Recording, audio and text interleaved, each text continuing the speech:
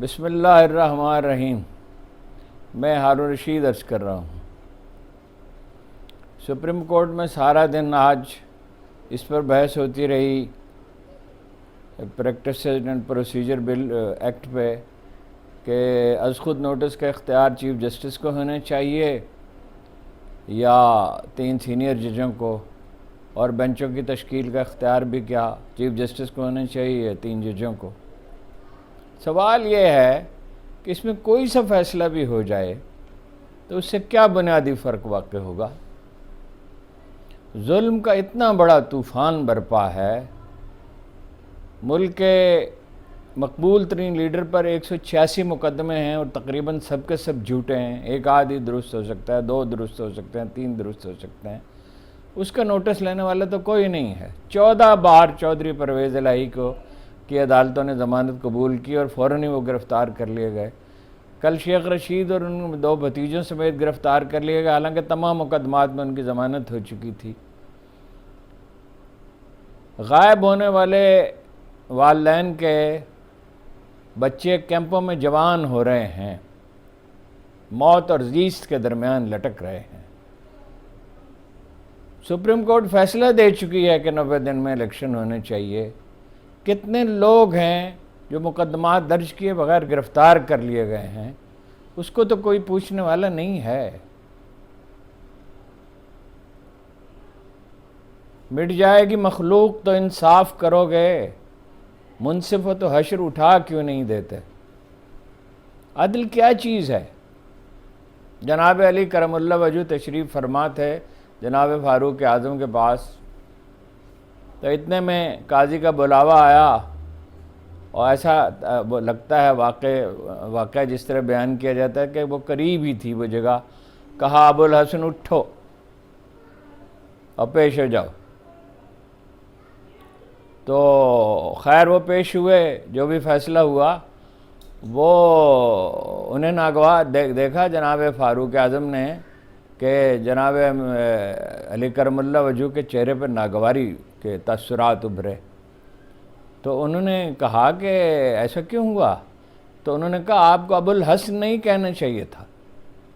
ابو الحسن عربوں میں نیت سے پکارا جائے تو یہ تکریم کا اظہار ہوتا ہے۔ آپ کو کہنا چاہیے تھا کہ علی قاضی تمہیں طلب کرتا ہے، اے علی قاضی تمہیں طلب کرتا ہے، یا علی ویسے انہیں کہتے تھے، قاضی تمہیں طلب کرتا ہے۔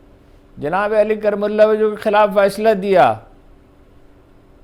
جج نے، جناب حسن کی شہادت کے باوجود، زرہ چوری ہو گئی تھی، اور مالک بن اشتر کی گواہی کے باوجود کیا وہ غلط بیانی کر سکتے تھے؟ لیکن گواہی انہوں نے کہا نہیں قابل قبول ہے، فرزند کی ہے اور غلام کی ہے، اور مالک بن اشتر ایک عام آدمی تو نہیں تھے، گورنر بنائے گئے اور تاریخ انہیں یاد رکھے گی۔ جناب عمر فاروق اعظم عدالت میں پیش ہوئے، لیکن ایک دوسرا واقعہ ہے کہ ایک گھوڑا انہوں نے خرید لیا اور گھوڑے میں لنگ نکلا، تو انہوں نے سودا منسوخ کرنا چاہا، تو فروخت کنندہ نے کہا آپ خرید چکے ہیں۔ قاضی شرح کو، جو قاضی تو وہ بعد میں بنے، اس وقت ثالث تھے، فیصلہ کرنے کے لیے کہا، انہوں نے کہا امیر المومنین ادائیگی کیجئے، نقص آپ کو پہلے جانچنا چاہیے تھا۔ صورتحال یہ ہے کہ جو سب سے اہم چیز ہے کہ الیکشن کب ہونا چاہیے، اس پہ بات ہی نہیں ہو رہی۔ وزیر اعظم کہتے ہیں مجھے کیا پتہ الیکشن کب ہوگی، یہ الیکشن کمیشن کا فیصلہ ہے۔ الیکشن کمیشن کون ہے فیصلہ کرنے والا؟ یہ فیصلہ تو آئین کا ہے اور سپریم کورٹ کا ہے۔ سپریم کورٹ اس پہ بات کیوں نہیں کرتی؟ اور لوگ جو ہیں وہ اس قدر وحشت زدہ ہیں، وحشت زدہ حیوانوں کی طرح اس طرح دبک کر بیٹھ گئے ہیں۔ کچھ دمخم ہے تو عمران خان نے دکھایا ہے یا ان کو کچھ وکلاء نے دکھایا ہے، باقی جج ہیں یا جنرل ہیں یا جرنلسٹ ہیں یا لیڈران کرام ہیں، سب کو اپنی اپنی پڑی ہے، سب کو اپنی اپنی پڑی ہے، سب کے اپنے اپنے دکھ ہیں۔ اے دل غمگین تیری کہانی کون سنے گا، کس کو سنائیں؟ محترمہ مریم نواز نے فرمایا تھا کہ لوٹے کی جگہ غسل خانے میں ہوتی ہے۔ اب لوٹا لندن پہنچا، اسے نون لیگ میں شامل کیا گیا۔ جناب نواز شریف نے فرمایا کہ اس سے نون لیگ کی بنیادیں اور جمہوریت کی بنیادیں مضبوط ہوں گی؟ لوٹوں سے مضبوط ہوتی ہیں جمہوریت کی بنیادیں، اور نون لیگ پولیٹیکل پارٹی ہے یا کوئی غسل خانہ ہے؟ وہ محترمہ کلثوم نواز کا انتقال ہوا تو نواز شریف صاحب کو رہائی ملی، شہباز شریف صاحب کو ملی، اور باقی لوگوں کو ملی، مریم نواز کو ملی، اور دادی جان کا انتقال ہوا تو حمزہ شہباز کو موقع ملا، دیا جانا چاہیے تھا جنازے میں شریک۔ شہریار افریدی کا قصور کیا تھا؟ ان کے بھائی کا انتقال ہوا، بہن کا انتقال ہوا، انہیں جنازے میں شرکت کی اجازت نہیں ملی۔ اتنی بدسلوکی تو غیر ملکی جنگی قیدیوں کے ساتھ نہیں کی جاتی۔ وہ بھارتی طیارہ جو گرا تھا اس کے ساتھ تو، اس کے پائلٹ کے ساتھ تو اس سے بہتر سلوک کیا گیا تھا۔ کمال ہے، کیا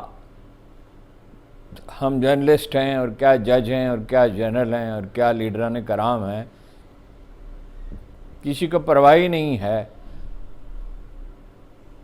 اور کسی کو یہ خیال نہیں ہے کہ اسے کل خدا کے پاس جانا اور اپنے اعمال کا جواب دینا ہے، اور کسی کو یاد نہیں ہے کہ پہاڑ کاٹنے والے بھی اور بڑے بڑے عظیم مناصب پہ فائز لوگ بھی ایک دن پسپا ہوتے ہیں۔ پہاڑ کاٹنے والے زمین سے ہار گئے، اسی زمین میں دریا سمائے ہیں کیا کیا۔ اور یہی شاعر کہتا ہے کہ آپ ہم تو بوجھ ہیں زمین کا، زمین کا بوجھ اٹھانے والے کیا ہوئے۔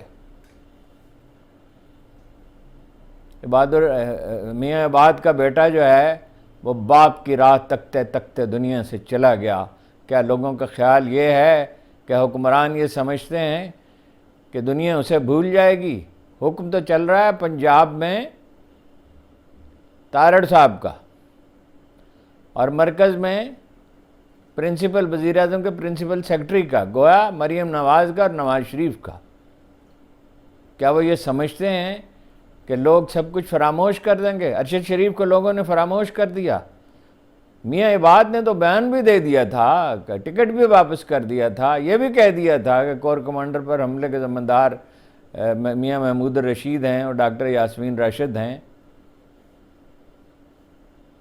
اس کے باوجود تسکین نہیں ہوئی میاں نواز شریف اور مریم نواز کے جذبہ انتقام کی، اور ابھی تک معلوم نہیں وہ کہاں ہیں۔ اس بچے کے ساتھ تو یہاں تک ہوا، وہ 9 مئی کو جو ان کے گھر پہ چھاپا پڑا 9 مئی کے بعد، تو اس میں جو ہراساں کیا گیا جس اس کی وجہ سے وہ بیمار ہوا، کوئی ہسپتال اسے قبول نہیں کرتا تھا، کوئی وینٹیلیٹر دینے کے لیے تیار نہیں تھا۔ اتنا خوف اور اتنی دہشت ہے، اور اس طرح ملک چلایا جائے گا؟ کتنی آہوں سے کلیجہ تیرا ٹھنڈا ہوگا، کتنے آنسو تیرے صحراؤں کو گلزار کریں۔ رک کر سوچنا چاہیے، غور کرنا چاہیے۔ اقبال نے کہا تھا، تھے تو آوا وہ تمہارے ہی مگر تم کیا ہو، ہاتھ پہ ہاتھ دھرے منتظر فردا ہو۔ ہم تو اس سے بھی گئے گزرے ہیں، ہم نے تو اپنے آپ کو حالات کے حوالے کر دیا، اور جو قوم خود کو حالات کے حوالے کرتی ہے وہ کبھی ادبار سے نجات نہیں پا سکتی، کبھی دلدل سے نکل نہیں سکتی۔ رکنا چاہیے، ٹھہرنا چاہیے، غور کرنا چاہیے۔ Someone should cry halt.